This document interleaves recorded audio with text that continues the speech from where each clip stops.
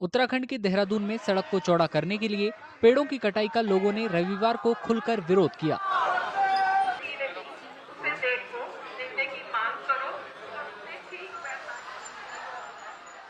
मैं यही कहना चाहूँगी कि जितना हो सके हमको पेड़ों को बचाना चाहिए। अब जैसा कि इसी गर्मी में हम लोगों ने देखा है कि तापमान कितना बढ़ गया है पिछले गर्मियों के साथ अगर उसे कंपेयर करें। देहरादून का जो जब से टेम्परेचर रिकॉर्ड किया है सबसे ज़्यादा टेम्परेचर इसी गर्मी में हुआ है और ये सब इसी कारण हो रहा है कि हम पेड़ों को काट रहे हैं।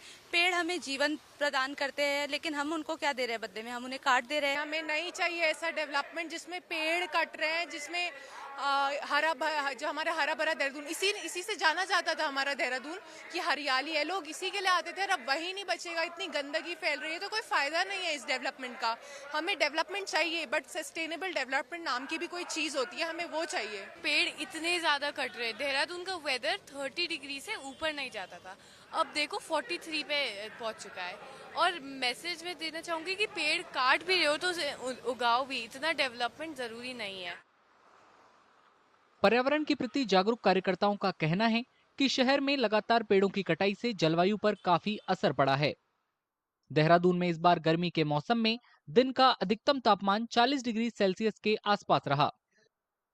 देखिए, एक समय था जब हम आर्थिक संकट की तरफ थे और उस इकोनॉमिक क्राइसिस हमने उसमें कहा था।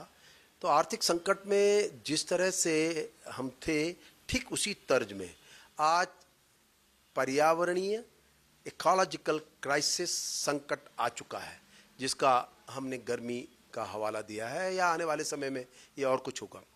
तो जिस समय आर्थिक संकट के लिए एक एक पैसे की महत्व होता है, उसी तर्ज में इकोलॉजिकल क्राइसिस में, पर्यावरणीय संकट में एक एक पेड़ का महत्व होता है। पूर्व सीएम हरीश रावत ने पर्यावरण संबंधी चिंताओं को उठाने के मुद्दे पर लोगों का समर्थन किया।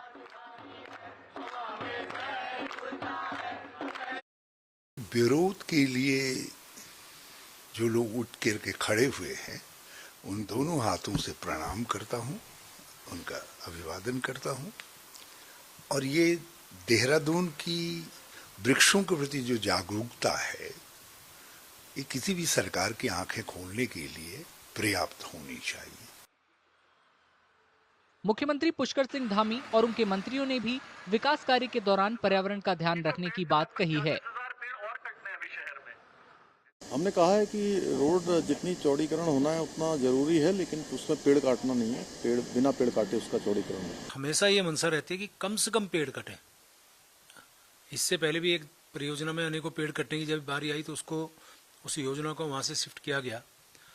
इस योजना के लिए भी हम माननीय मुख्यमंत्री जी की भी मंशा बहुत साफ है कि पर्यावरण भी बचा रहे और विकास भी हो। तो इस पर भी उसी प्रकार से हम लोग विचार करेंगे कि पेड़ भी कम से कम कटें।